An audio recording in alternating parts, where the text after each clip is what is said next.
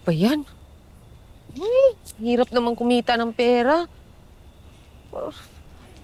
Sa muka ba, ana? Uy, unsaw naman ako ni pangitag kwarta ron. Dami pang mumo, mga ungo. Kaso-kaso. Sampahan ko kaya siya ng kaso din. Gusto ko lang naman kumita ng pera.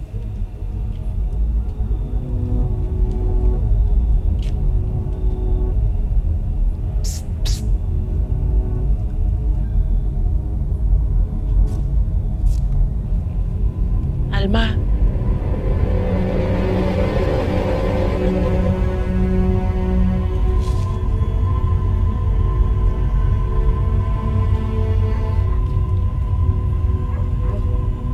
Saan naman ko, uy?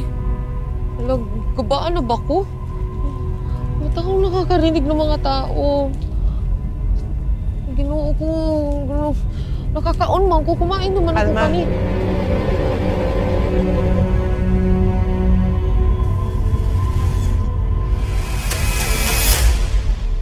Ginoo ko, sa may naitabo na ron, uy. Ano nangyari sa akin, uy? Oh, Bok! Ba't parang di ka mapakali dun sa sinabi nung Alma na yun?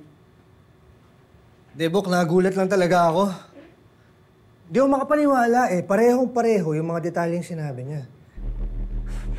I speak, 16 na saksak. Paano niya malalaman yun? Okay, in fairness kay Alma. Pero, Bok, may duda lang ako. Feeling ko, alam ko kung saan nakuha nung Alma na yun yung informasyon. Saan? Noble! Kamusta ka? Matanong lang kita, ha? Ikaw ba nagkikwento ka ba dun sa jowa mong reporter ang mga impormasyon tungkol sa kaso ni Mama Sondra? Sir, hindi ah. Anong hindi? Hindi ka nagkikwento o hindi mo siya jowa? Sir, na hindi ako nagkikwento. So, jowa mo nga. Noble, noble. You're learning from me.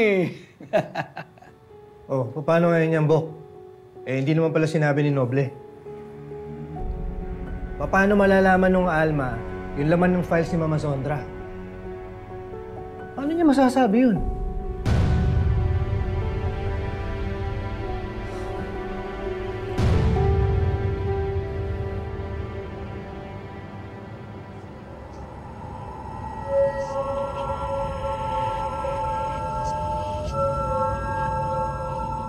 O eto, Malu, ipainom mo sa asawa mo. Paniguradong manunang-balik ang tamis ng pagmamahalan niyo. Sigurado ka? Legit yung guyo mo nyo? Oo naman, legit to. Magkano naman yan? 500 lang. Ang mahal naman. Di ba pwedeng 350 na lang? Madam, 350 daw. Malu, galing pa sa Romania ang ingredients niyan. Kaya napakamahal talaga. Talaga ba? Galing Elias? Ay, sige. Sige, bibili na ako. Bibili na ako. Mukhang effective eh. Bibili na. Bibili na. Ah. Bibiling ko lang. Thank you. Maraming salamat, Malu. Ito. Pag kailangan mo pa, sabihan mo lang ako. Sige po, Madam Alma. Sige po. Salamat po, Madam Alma. Salamat po. Ihatid ko na lang po muna siya. May bibili lang po ako sa kanto.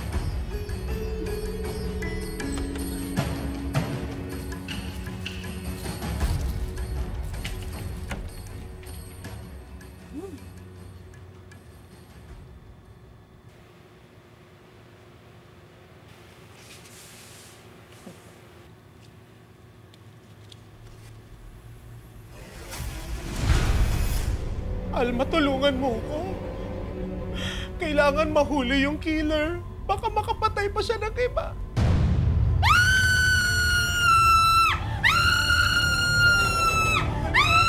Alma! Lumayo ka! Animal ka! Tulungan mo ko, Alma. Alma, tulungan mo.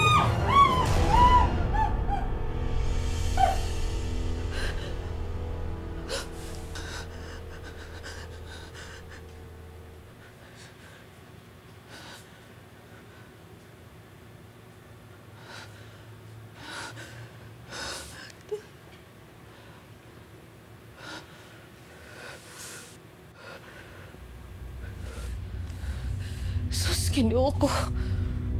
Tulungan mo ko, Alma. Tulungan mo ko.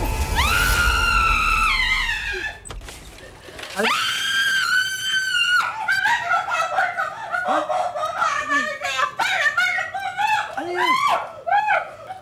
Ano nangyayari? Oh, ano nangyayari? Hindi ko alam! Ano bang ginagawa mo dito? Nandito ako para itanong sa'yo kung kilala mo ba si Mama Zondra? Yung biktima sa pagpatay ng Ice Pick. Naku, huwag muna ako idamay dyan! Ayoko ma-involve dyan sa inyo na yung kasong yan! Alma, kailangan kong alamin kung paano mo nalaman yung detalye sa pagpatay sa kanya. Hindi ko nga alam. Nakita ko lang sa isip ko, parang visions. Ay, kung ayaw mong maniwala sa akin, wala akong magagawa. Hindi ko naman ginusto itong nangyari sa akin. Ay, pasensya na. Oo, maluloko akong tao, pero pakiramdam ko nga nakakarma na ako. Nagpapakita na sa akin yung Mama Sondra na yan. Nagpapakita siya sa'yo? Oo, nagpakita siya sa akin. Humihingi siya ng tulong. Baka may patayin na naman yung killer. Sige na, magsasara na ako, sir. Pwede na ako kayong umalis. Sige, sige. Hindi na kita guguluhin, pero pag may nalaman ka pang ibang detalye, paalam mo sa akin. Tawagan mo ako. O sige, sir, salamat. Sige na ho, masama ho talagang pakiramdam ko. Sige.